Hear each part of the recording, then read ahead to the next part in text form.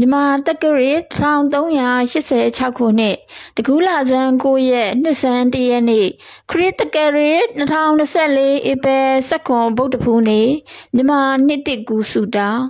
လူကျင်နာတွေပေးကျင်နာတွေတန်ဃာမရွေလူပုဂ္ဂိုလ်မရွေအစဉ်အဆက်မပြည့်ရရရောရောလွယ်လင့်တကူလှူနိုင်ပေးနိုင်သူဖြစ်ရပါလို့ဤရှင်ဗျာဤမှန်ကန်သောတစ္ဆာစကားကြောင့်စင်ကာပူထီစုကြီးပေါက်ပြီးအမျိုးဘာသာသာသနာအကျိုးကိုတည်ဖို့ထမ်းဆောင်ရွက်နိုင်သူဖြစ်ရပါလို့ဤအရှင်မြတ်ဗျာမြန်မာနိုင်ငံတော်ကြီးလည်းအစဉ်ထာဝရအေးချမ်းပါစေကြောင်းဆုတောင်းမေတ္တာပို့သလိုက်ပါတယ်ရှင်အားလုံးပဲရွှင်လန်းချမ်းမြေ့ကြပါစေရှင်